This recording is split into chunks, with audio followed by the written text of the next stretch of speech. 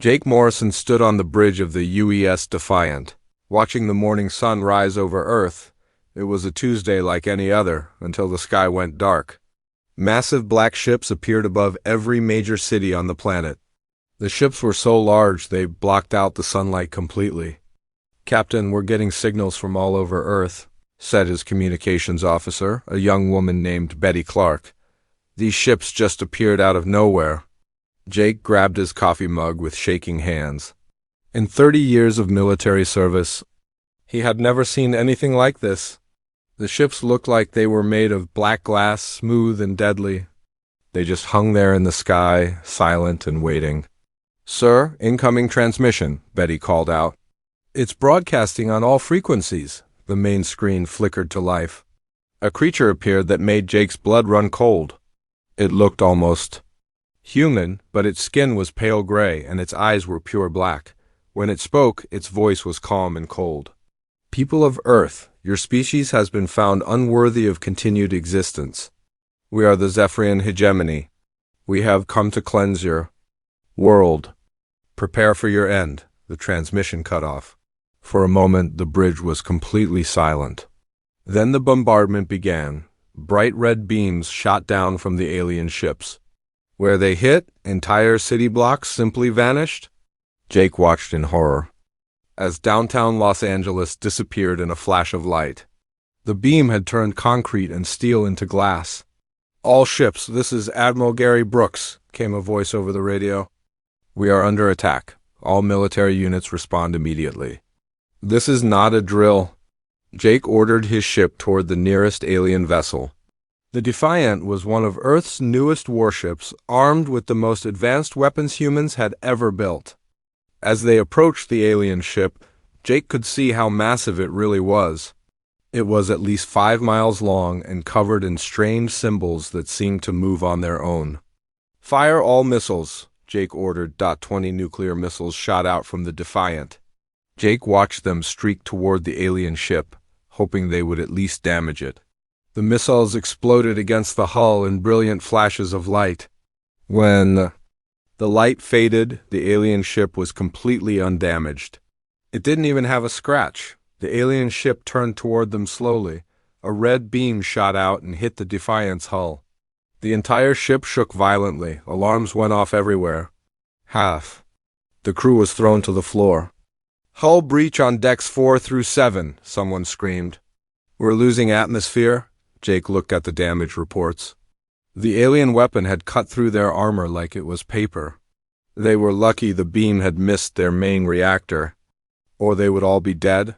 "Get us out of here," Jake ordered. "Full retreat." As the Defiant limped away, Jake could see other human ships trying to fight the aliens. The USS Liberty fired everything it had at an alien vessel. The alien ship didn't even slow down. A red beam cut the Liberty in half. Jake watched as his friends died in the explosion. All over Earth, the same thing was happening. The aliens were destroying everything. Cities burned. Military bases were turned to ash. Millions of people were dying every minute. Dr. Lisa Wang was working in her laboratory beneath the University of California when the attack began. She was a scientist who studied alien life, though she had never expected to meet any aliens like this. The building above her was shaking as bombs fell on the city. Her assistant, a young man named Peter Davis, ran into the lab. "Dr. Wang, we need to get out of here. The whole city is under attack." Lisa was listening to radio transmissions from around the world. Every major city was being destroyed. The aliens weren't just attacking military targets. They were killing everyone. "This isn't a war," Lisa said quietly. "This is extermination." She had been studying the alien transmissions that her equipment had picked up. Most of it was in a language she didn't understand, but there were some parts in English. What she had learned made her feel sick. The aliens called themselves hunters. Earth was their newest hunting ground. They had done this before to other planets, other species. Humans were just the latest prey. "They're not here to conquer us," Lisa told Peter. "They're here to hunt us for sport." Meanwhile, Admiral Gary Brooks was deep underground in a military bunker. The bunker was built to survive nuclear war. But even here he could feel the ground shaking as the aliens destroyed everything above. Reports were coming in from all over the world. London was gone, Tokyo was gone, Moscow was gone. The aliens were systematically destroying every major population center on Earth. "Sir, we've lost contact with the Pacific Fleet," reported Colonel Ryan Murphy. "The aliens destroyed our entire naval force in less than an hour." Gary looked at the tactical display. Red marks showed where alien ships were positioned. There were hundreds of them. Human forces were marked in blue, but there were fewer blue marks every minute. "What about our nuclear weapons?" Gary asked. "We launched everything we had," Ryan replied. "Direct hits on multiple alien ships. The weapons just bounced off their hulls. Their shields are too strong." Gary realized that humanity's most powerful weapons were useless. The aliens had technology that was hundreds of years ahead of anything humans had ever built. On the surface, the real horror was just beginning. The aliens had stopped their bombardment of the cities. Now they were landing troops. But these weren't soldiers coming to occupy territory. They were hunters coming to collect their prey. Commander Alex Stone was leading a group of survivors through the ruins of Chicago. The city looked like a hellscape. Buildings were melted glass. The streets were covered in ash. Bodies were everywhere. "Stay quiet," Alex whispered to the 30 people following him. "The aliens are hunting anything that moves." They could hear strange sounds in the distance. Alien vehicles were moving through the city. But worse than that, they could hear human screams. The aliens weren't killing everyone they found. They were taking some people alive. Alex had been a soldier for 15 years. He had fought in wars and seen terrible things. But what he saw next was worse than anything he could have imagined. An alien transport ship landed in a nearby plaza. The creatures that came out looked like the one from the transmission, but they were wearing armor and carrying weapons. They were herding a group of human prisoners. Alex watched through his binoculars as the aliens forced the humans into cages on their ship. The humans were crying and begging, but the aliens seemed to enjoy their fear. One alien was making sounds that Alex realized was laughter. "They're taking people alive," Alex whispered to his group. "We need to get underground and stay hidden." As they made their way to an old subway tunnel, Alex heard more alien transmissions on his radio. Lisa Wang's team had managed to translate some of them. What they learned was even worse than they had feared. The aliens were broadcasting the destruction of Earth to other parts of the galaxy. This was entertainment for them. They were showing other alien species how they hunted and killed humans for fun. The transmission included details about the 16 other species the aliens had destroyed. Before finding Earth, each time they had followed the same pattern. First, they destroyed the major cities to break the species' ability to fight back. Then they hunted the survivors for sport. Finally, they took prisoners for their experiments and gladiatorial contests. By the end of the first week, 2 billion humans were dead. The survivors were hiding underground like rats, listening to the sounds of alien hunters above. The aliens had turned Earth into their personal playground, and humans were the prey. Jake Morrison's ship was one of the few military vessels still intact. They were hiding in the asteroid belt, trying to figure out what to do next. Every day, they received fewer and fewer transmissions from Earth. The planet was dying, and there seemed to be nothing anyone could do to stop it. The aliens had brought hell to Earth, but they had no idea what humans were capable of when pushed to the very edge of extinction. 3 months had passed since the aliens arrived. Commander Alex Stone crawled through the ruins of what used to be downtown Chicago. The buildings were now twisted metal and melted glass. The smell of death was everywhere. Alex led a group of 40 survivors who lived in the old subway tunnels beneath the city. They only came to the surface to look for food and supplies. Every trip was dangerous. The aliens were always hunting. "Stay low," Alex whispered to his team. "I can hear their vehicles nearby." The aliens had turned Earth into a giant hunting ground. They released groups of humans onto the surface and then chased them down for sport. Alex had watched through broken windows as the aliens laughed while they killed people. They seemed to enjoy the fear and pain they caused. Dr. Lisa Wang was still working in her underground laboratory. She had learned terrible things about their enemies. The aliens didn't just kill for fun, they actually fed on fear and pain. The suffering of other creatures gave them energy and strength. It's like they're vampires, Lisa explained to her assistant Peter Davis. But instead of drinking blood, they feed on terror and agony. Lisa had been studying captured alien technology. The few pieces they had found showed that the aliens had special organs in their brains that absorbed psychic energy from suffering creatures. The more pain and fear they caused, the stronger they became. That's why they don't just kill everyone quickly, Peter said. They want to make it last as long as possible, Lisa nodded. They've been doing this for thousands of years. They travel from planet to planet, destroying civilizations and feeding on their death screams. In the deep bunkers beneath NORAD, Admiral Gary Brooks was meeting with the remaining world leaders. Most of the major governments had been destroyed, but a few officials had survived in underground shelters. We've tried everything, Gary told the group. Nuclear weapons don't work. Our best missiles bounce off their ships like toys. We're completely outmatched. Dr. Rebecca Hayes, one of the top scientists who had escaped the destruction, stood up to address the group. She was holding a strange device that glowed with blue light. I've made a breakthrough, Rebecca said. I've been studying the alien feeding mechanism. They absorb psychic energy through specialized brain organs, but I think we can reverse the process. The room went quiet. Everyone stared at Rebecca. What do you mean? Asked President Helen Carter, one of the few government officials still alive. If they feed on suffering, then we can overload them with it, Rebecca explained. But it would mean becoming something terrible ourselves. We would have to create pain and fear so intense that it breaks their minds. Colonel Ryan Murphy, who had been quietly listening, finally spoke up. You're talking about torture, systematic, calculated torture. Rebecca nodded slowly. It's the only weapon we have that might work against them. They've destroyed 16 other civilizations before us. Every one of those species tried to fight them with conventional weapons.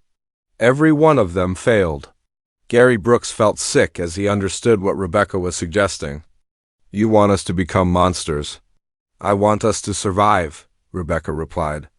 The aliens think they're the apex predators in the galaxy. They think nothing can be more cruel than they are. We need to prove them wrong. In another part of the bunker, Dr. Carl Fisher was working on something that would have horrified him just months ago. Before the invasion, Carl had been a doctor who specialized in treating pain. He had spent his life trying to help people feel better. Now he was designing machines to cause the worst pain imaginable. This device targets the nervous system, Carl explained to his team. It can cause agony without causing permanent physical damage. The subject stays conscious and aware throughout the entire process. His assistant, Dr. Nancy White, looked at the blueprints with disgust. Carl, this is evil. How can we even think about building something like this? Carl looked at her with tired eyes, because evil is what we're fighting. The aliens have been torturing our people for months. They've turned human suffering into entertainment.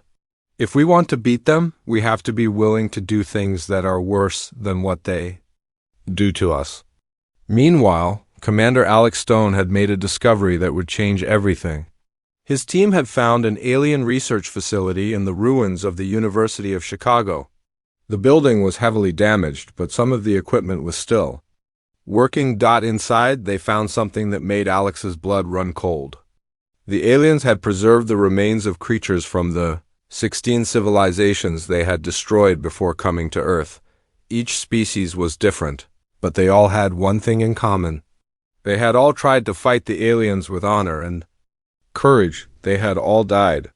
Look at this, said Lieutenant Kelly Davis, one of Alex's best soldiers. She was pointing at a display that showed the final battles of each species. Every one of them tried to be better than their enemies. Every one of them lost because they wouldn't stoop to the aliens' level. Alex studied the records. The Vorthak had been a warrior race that valued honor above all else. They had refused to use dishonorable tactics even as their planet burned. The Zeniths had been peaceful scientists who tried to reason with the aliens until the very end. The Krell had been religious beings who believed their gods would save them. All of them were dead now. Their bones were displayed in the alien facility like hunting trophies. "We can't make the same mistake," Alex said quietly. "If we want to survive, we have to be willing to become something we hate." Back in the NO, our AD bunker, the vote was being taken. The surviving leaders of humanity were deciding whether to approve Project Pandora, the plan to weaponize human cruelty against the aliens. "All in favor of authorizing Project Pandora," President Carter said with a heavy voice. One by one, hands went up around the room. Some people were crying as they voted. Others looked sick.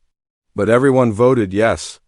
They all understood that this might be humanity's only chance to survive. Dr. Rebecca Hayes began working immediately. She gathered teams of psychologists, neuroscientists, and former military interrogators. Their job was to create methods of torture so advanced that they would overwhelm the aliens' feeding mechanisms. "We need to understand exactly how their brains work," Rebecca told her team. "Then we can design techniques that will cause them more suffering than they've ever experienced." Lieutenant Kelly Davis volunteered to be part of the first special unit. They called themselves the Void Walkers because they had to walk into the darkness of their own souls to do what was necessary. Kelly and 19 other volunteers underwent a horrifying procedure. Doctors used surgery and drugs to suppress the parts of their brains that felt empathy and compassion. They were turned into perfect weapons against the aliens, people who could inflict unimaginable torture without feeling any guilt or remorse. "How do you feel?" Dr. Carl Fisher asked Kelly after the procedure. Kelly looked at him with cold, empty eyes. "I feel nothing." And that's exactly what we need. The first test came 2 weeks later. Alex Stone's team had captured 3 aliens who were hunting in the Chicago ruins. They'd brought the creatures to a specially prepared facility deep underground. What happened in that facility was so terrible that even the people who planned it couldn't watch. The Void Walkers used techniques that combined physical pain with psychological torture. They broke the aliens' minds in ways that had never been attempted before. The results were immediate. The tortured aliens sent out psychic screams that were so intense they reached the alien ships in orbit. For the first time since the invasion began, the aliens retreated. Several of their ships actually left Earth's atmosphere. "It worked," Rebecca told the assembled leaders. "The aliens felt what we did to their people. They're afraid." But the victory came with a terrible cost. The humans who had carried out the torture were changed forever. They had crossed a line that could never be uncrossed. They had become something dark and cruel, something that would make even their enemies afraid. Dr. Lisa Wange watched the recordings of the torture session with growing horror. "What have we done?" she whispered. "We're becoming worse than they." No," Admiral Gary Brooks replied grimly. "We're becoming what we need to be to win."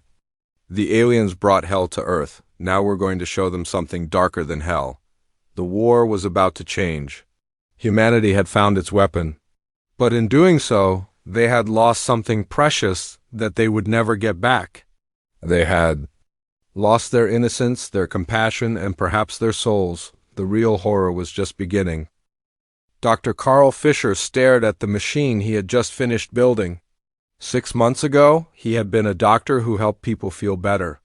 Now he was creating devices designed to cause the worst pain possible. The machine looked like a medical scanner, but its purpose was pure evil. "This will target every pain receptor in the body," Carl explained to his team. "It can keep a subject conscious and aware while causing agony that no living thing has ever experienced before." His assistant, Dr. Nancy White, had stopped protesting weeks ago. She understood now that their survival depended on becoming monsters. "How long can it keep someone alive while doing this?" "Months," Carl replied quietly. "Maybe years if we're careful." Carl was working with teams of scientists who had once dedicated their lives to helping others. Dr. Kevin Ross had been a child psychologist. Now, he was designing methods to break alien minds by targeting their deepest fears. Dr. Amy Johnson had been a trauma counselor. Now, she was creating psychological torture techniques that would leave permanent mental scars. They called their workplace the Factory of Sorrows. It was a place where humanity's brightest minds worked to create the most horrific weapons ever conceived. Lieutenant Kelly Davis stood in front of a mirror, looking at what she had become. The surgical scars on her head were healing, but the changes to her brain were permanent. She felt no guilt, no sympathy, no mercy. She was exactly what humanity needed her to be. "How are you adjusting to the modifications?" Dr. Rebecca Hayes asked her. Kelly turned around with cold, empty eyes. "I'm perfect now. I can do what needs to be done without any weakness holding me back." Kelly was the leader of the Void Walkers, the first squad of humans who had deliberately removed their ability to feel compassion. There were 50 of them now, and more volunteers were lining up every day. The Void Walkers trained in underground facilities, learning techniques that would have been considered war crimes just months ago. They studied the psychology of their alien enemies, learning exactly how to break their minds most efficiently. "Remember," Kelly told her squad during training, "the goal isn't to kill them quickly. The goal is to make them suffer so much that their psychic screams reach their entire fleet. We want every alien in the galaxy to know what happens when they attack humanity." Their first real mission came when Commander Alex Stone's team captured an entire alien patrol in the ruins of New York. 6 aliens had been hunting humans in the subway tunnels when Alex's people ambushed them. The aliens were brought to a special facility that had been built in an abandoned subway station. The walls were covered with soundproofing, but not to keep sound in. They were designed to contain the psychic screams that would soon fill the air. What the Void Walkers did to those aliens over the next 3 days was so horrible that even the documentation was classified beyond top secret. They used every technique that human cruelty had ever invented, and then they invented new ones. The aliens begged for death in their own language. They offered to surrender, to leave Earth, to do anything if the torture would stop. But the Void Walkers didn't stop. They couldn't afford to show mercy. On the 3rd day, something amazing happened. The alien ships in orbit around Earth suddenly changed their formation. They were pulling back, moving away from the planet. The psychic screams of the tortured aliens had reached them, and for the first time since the invasion began, the aliens were afraid. "It's working," Admiral Gary Brooks announced to the surviving world leaders. "The aliens are retreating from several cities. Our psychological warfare is actually affecting them." But the success came with a terrible price. The humans who carried out the torture were changed forever. They had crossed lines that could never be uncrossed. They had become something that would make demons weep. Dr. Lisa Wang watched the mission reports with growing horror. She had helped design the strategy, but seeing it in action made her sick. "We're not humans anymore," she told her assistant, Peter Davis. "We're becoming something worse than our enemies."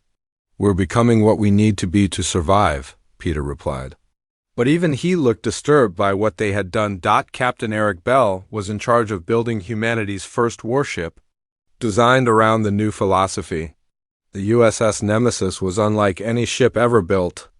Every system was designed not just to fight, but to maximize suffering. The ship's hull was lined with special chambers, where captured aliens would be kept alive for months. Their agony would be broadcast directly to enemy fleets using the aliens' own communication technology. The ship carried devices that could torture thousands of prisoners at once. "This isn't a warship," Eric told his crew. "This is a factory of nightmares. Our job is to make the aliens so afraid of us that they'll surrender rather than fight." The ship's computer system was called Torment. It had been programmed with every method of torture ever used by human civilization throughout history. It could design new forms of suffering faster than any human mind could imagine. Eric's crew had all volunteered for psychological modification. They were no longer capable of feeling pity or remorse. They were perfect instruments of calculated cruelty. Dr. Nina Torres was the ship's psychologist. Her job was to monitor the crew's mental state and make sure they remained effective at their horrible work. "How do you feel about what we're doing?" she asked Eric during one of their sessions. "I feel nothing," Eric replied. "That's the point. Feeling would make us weak. Mercy would get us all killed." Nina made notes in her report. The psychological changes in the crews were happening faster than anyone had predicted. They weren't just suppressing their empathy. They were losing their humanity entirely. The first test of the USS Nemesis came when they encountered an alien scout ship near Mars. The alien vessel tried to surrender as soon as they saw the human ship approaching. But surrender was not an option. The crew of the Nemesis captured the alien ship and its crew of 20 aliens. They brought the prisoners aboard and began their work. What happened over the next week was broadcast across the galaxy using the aliens' own communication networks. The aliens' home fleet received every moment of their people's suffering. They heard the screams, felt the psychic agony, and witnessed horrors beyond their worst nightmares. The human ship had become a mobile chamber of torment that could appear anywhere in space. Other alien species in the galaxy began receiving the transmissions too. They watched in shock as humans demonstrated cruelty that exceeded anything they had ever imagined. The beings who had once been considered a primitive species were now the most feared creatures in known space. Commander Alex Stone led ground missions that had changed completely in purpose. Instead of fighting to survive, they were now hunting aliens to capture them alive. Dead aliens couldn't suffer. Live aliens could provide months of psychological warfare material. "We found an alien base in the ruins of Boston," Alex reported. To headquarters, 43 aliens inside. "We can take them alive if you want." The answer was always yes. Every captured alien was a weapon that could be used to terrorize their entire species. Alex's teams had become expert hunters. They used non-lethal weapons that would paralyze aliens without killing them. They had developed techniques for keeping aliens alive even when they were badly injured.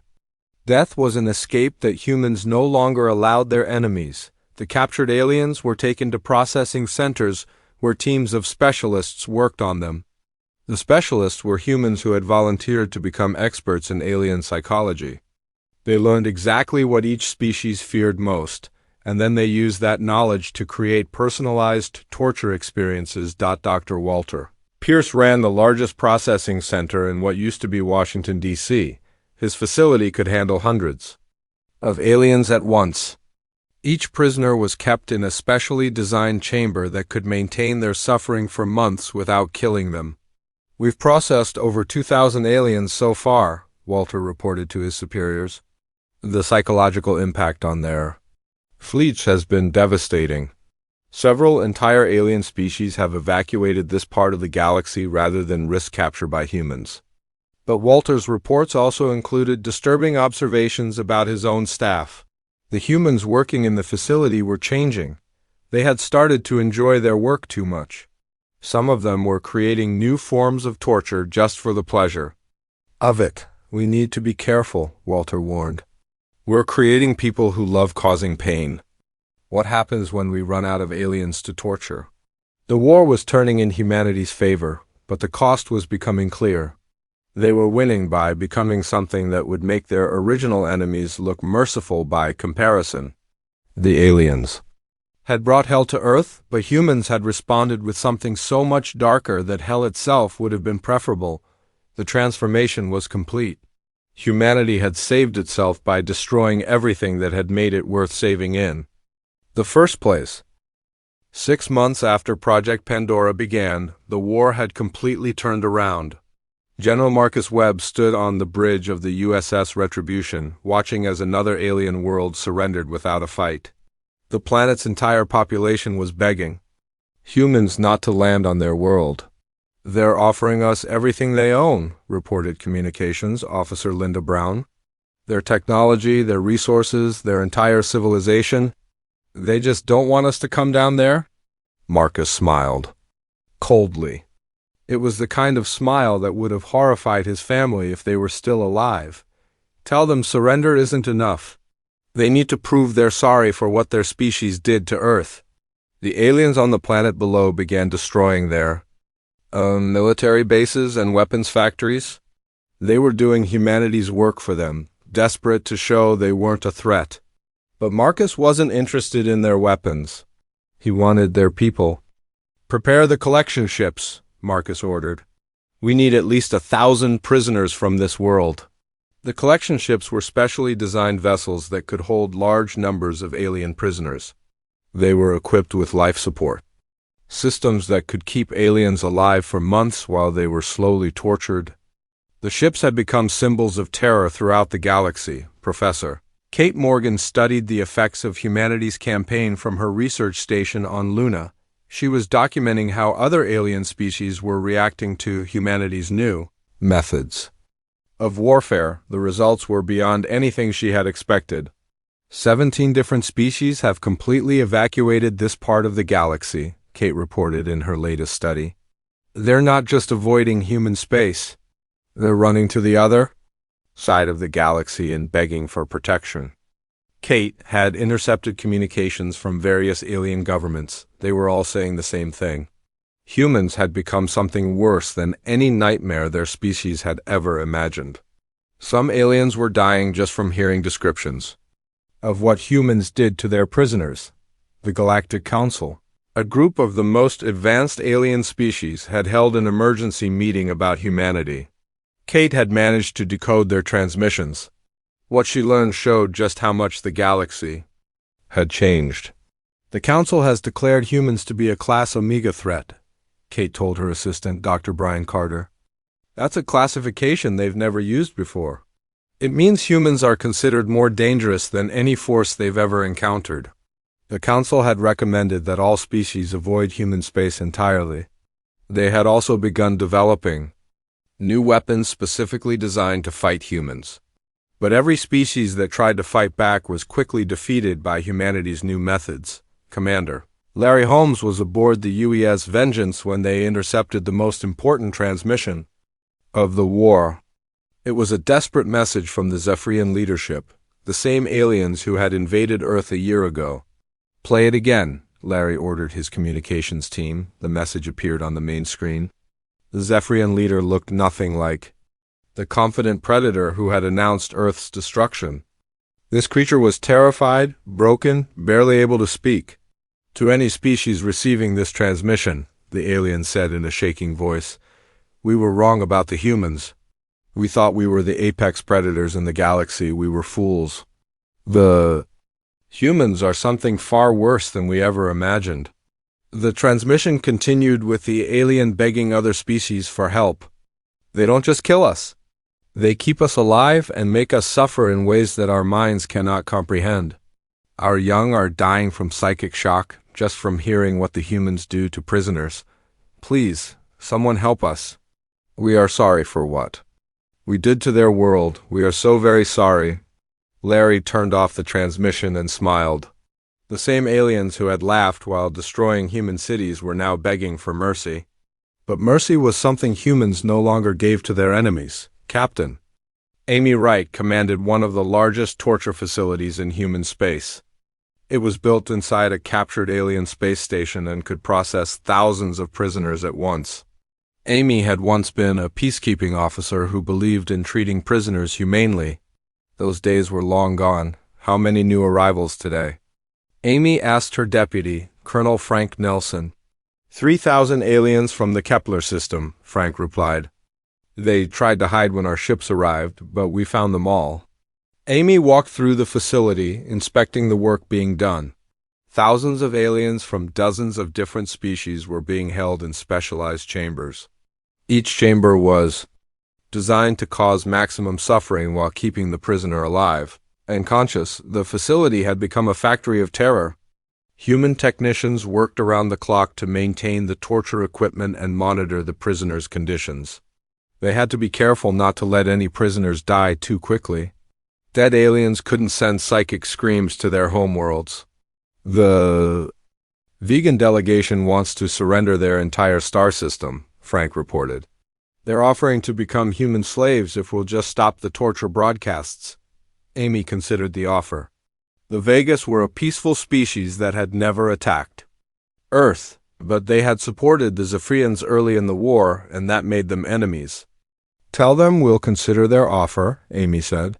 "But first, they need to send us 10,000 volunteers for our research programs." Frank nodded and went to send the message. Both of them knew that the research programs were just new methods of testing torture techniques. The Vegas would be sending their own people to be tortured, but they would do it rather than face a human invasion. Dr. Walter Pierce had expanded his processing center to cover most of what used to be the state of Virginia. His facility was now the largest torture complex in human space, capable of handling 50,000 prisoners at once. Walter had become the galaxy's leading expert on alien psychology. He knew exactly what each species feared most and how to use those fears to break their minds. His techniques were so effective that many aliens went insane within hours of arriving at his facility. "We've perfected the process," Walter reported to his superiors. "We can now break any alien species within 48 hours. The psychological damage is so severe that they never recover, even if they're eventually released." Walter's facility had become a pilgrimage site for humans who wanted to see their enemies suffer. Viewing areas had been built where humans could watch the torture sessions. It had become entertainment for people who had lost everything to alien attacks, but Walter was beginning to notice troubling changes in his own staff. The humans working in the facility were becoming addicted to causing pain. Some of them had started experimenting on each other when no alien prisoners were available. "We need to be careful about who we hire," Walter warned his assistant, Dr. Helen Parker. "Some of our people are enjoying this work too much. They're becoming dangerous even to other humans." Helen nodded, but Walter could see the same cold look in her eyes that he saw in all his staff. They had all been changed by their work. They had become creatures that existed only to cause suffering. The final blow to the Zephyrians came when humanity launched Operation Darkstar. Every human ship in space converged on the Zephyrian homeworld. The aliens tried to evacuate their planet, but human ships were waiting for them everywhere. The battle lasted only minutes. The Zephyrians had lost the will to fight. Their ships surrendered as soon as human vessels appeared. The entire Zephyrian fleet, millions of aliens, became prisoners of war. General Marcus Webb oversaw the final surrender ceremony. The remaining Zephyrian leaders were brought before him in chains. These were the same aliens who had treated human suffering as entertainment. Now they were begging for quick deaths. "Please," the Zephyrian commander pleaded. "Just kill us quickly. Don't send us to your torture facilities. We've seen what you do there. Death would be mercy." Marcus looked at the alien with empty eyes. "Mercy is something we gave up when you turned our world into your hunting ground. You wanted to see human suffering. Now you'll provide entertainment for us." The Zephyrian commander screamed as he was dragged away to the transport ships. He would spend the rest of his life in one of humanity's processing centers. His agony broadcast across the galaxy as a warning to other species. The war was over, but humanity's campaign of terror was just beginning. They had defeated their enemies by becoming something so much worse that the entire galaxy now lived in fear of them. The hunters had become the hunted, and the prey had become predators beyond anything the universe had ever seen. Other alien species watched in horror as humanity spread across former Zephyrian territory. Every world they conquered became another source of prisoners for their torture facilities. The galaxy had learned a terrible lesson about what humans were capable of when pushed to the edge of extinction. The darkness had won, and there was no light left to drive it away. 5 years had passed since the last Zephyrian died in human custody. Ambassador Daniel Clark stood on the bridge of the UES Abyss, humanity's newest flagship. The ship was massive, built to intimidate rather than to fight. Most species surrendered the moment they saw it appear in their star systems. Daniel was addressing the Galactic Council, a group of alien leaders who represented the remaining free species in the galaxy. They sat in terrified silence as he delivered humanity's newest demands. "The human empire requires complete submission from all species in this sector," Daniel announced calmly. Any resistance will result in immediate collection and processing. Any delay in compliance will result in the destruction of your homeworlds." The alien representatives trembled as they listened. These were leaders of civilizations that had existed for thousands of years. They commanded fleets of starships and ruled over billions of people, but they were all afraid of one species that had only left its home planet a few years ago. "We understand," replied the Centauri delegate, a creature that looked like a giant insect. "Our species will comply with all human demands. Please don't. Send your collection ships to our worlds." Daniel smiled the cold smile that all humans had learned to use when dealing with aliens. "Your compliance is noted. But we still require 50,000 volunteers from your species for our research programs." The Centauri delegate began to weep. They all knew what research programs meant. It was just another name for the torture facilities that humans had, built throughout the galaxy. But refusing would mean the complete destruction of their civilization. Dr. Walter Pierce had become the most feared human in the galaxy. His name was spoken in whispers by alien species across known space. Children of dozens of different species had nightmares about being taken to his facilities. Walter's operation had grown beyond anything he had originally planned. He now controlled processing centers on hundreds of worlds. Millions of aliens were held in his facilities at any given time. His techniques for breaking alien minds had become so advanced that most prisoners went insane within hours of arrival. "We've perfected the art of suffering," Walter reported to the Human High Command. "We can now cause psychological damage so severe that the effects spread to other members of the prisoner species through their psychic connections. One prisoner can terrorize an entire planet." Walter's facilities had become tourist destinations for humans. People traveled from across human space to watch aliens being tortured. It had become the galaxy's most popular form of entertainment. Entire industries had grown up around the business of alien suffering, but Walter had noticed disturbing changes in human behavior. The people who worked in his facilities were becoming increasingly violent and cruel.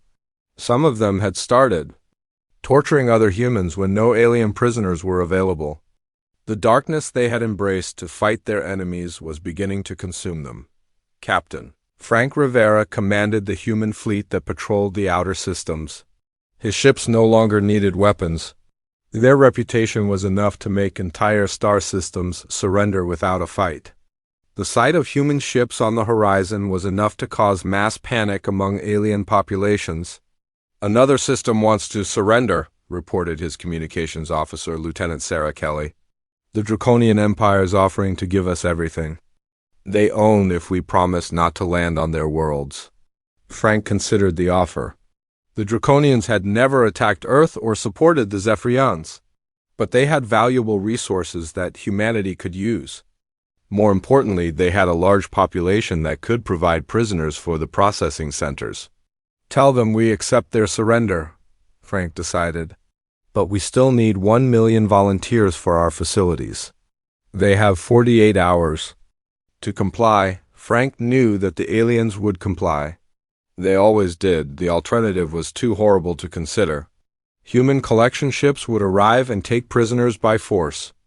The volunteers would suffer the same fate, but at least their families would be spared the trauma of watching them being dragged away.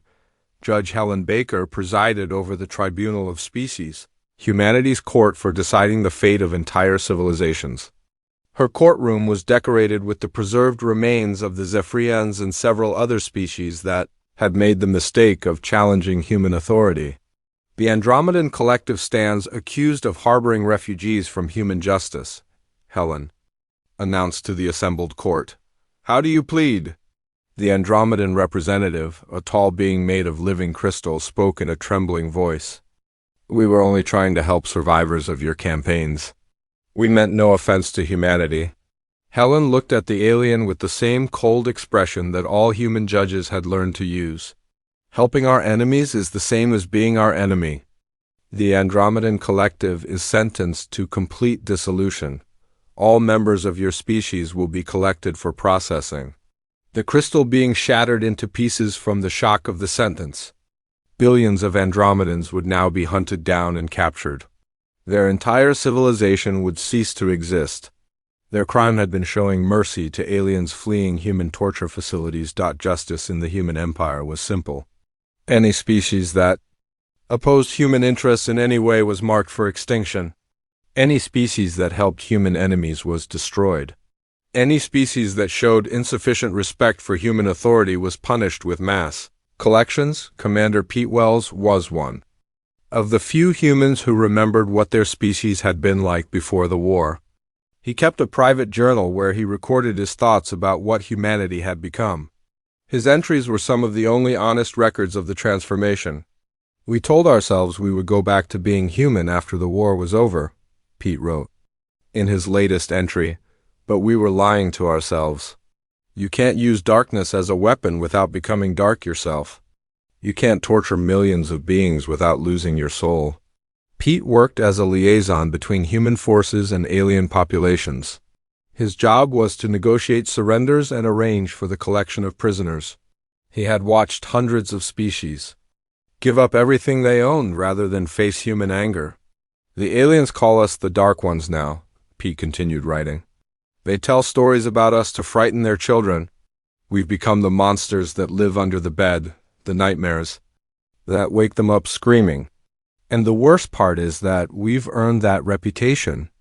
Pete had tried to resign from his position several times, but resignation was no longer allowed in the human military. Everyone had to serve the Empire whether they wanted to or not.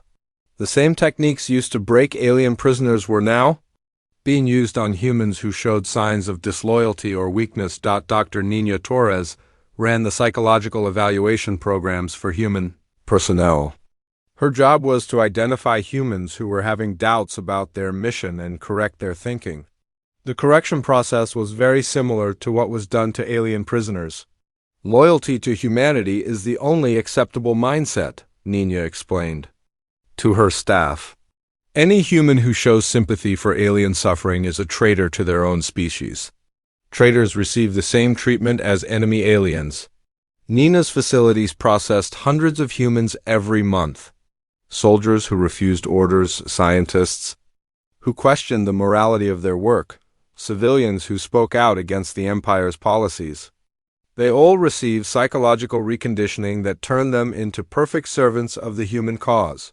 The galaxy had learned to fear humanity above all other forces in the universe. Entire sectors of space had been evacuated rather than risk attracting human attention. Species that had existed for millions of years were fleeing to other galaxies to escape human expansion, the few remaining free. Alien governments had formed an alliance called the Coalition of the Terrified. They spent all their resources trying to stay hidden from human detection. Their greatest fear was that humanity would decide their continued existence was a threat. "We created something worse than the Zephyrians," one coalition leader was recorded saying in an intercepted transmission. "The Zephyrians killed for pleasure, but humans kill for principle. They've convinced themselves that their cruelty is justified, and that makes them infinitely more dangerous." Ambassador Daniel Clark read the reports about alien fear with satisfaction. The galaxy was exactly where humanity wanted it to be. Every species lived in terror of human displeasure. Every world existed only because humans allowed it to exist. "We've achieved perfect peace," Daniel reported to the human high command. "No species dares to fight against us. No world refuses our demands. The galaxy is finally safe from war." But the peace had come at a terrible cost. Humanity had saved itself by becoming something that made their original enemies look merciful by comparison. They had defeated the monsters by becoming worse monsters themselves. Pete Wells wrote his final journal entry on the 5th anniversary of humanity's victory over the Zephyrians. "We won the war, but we lost everything that made victory worth having. We saved our species by destroying our humanity. The Zephyrians brought hell to Earth, but we responded by becoming something so dark that hell itself would turn away in disgust. The galaxy was safer now, but only because it was too terrified to breathe without human permission. Humanity had learned that sometimes the cure really is worse than the disease.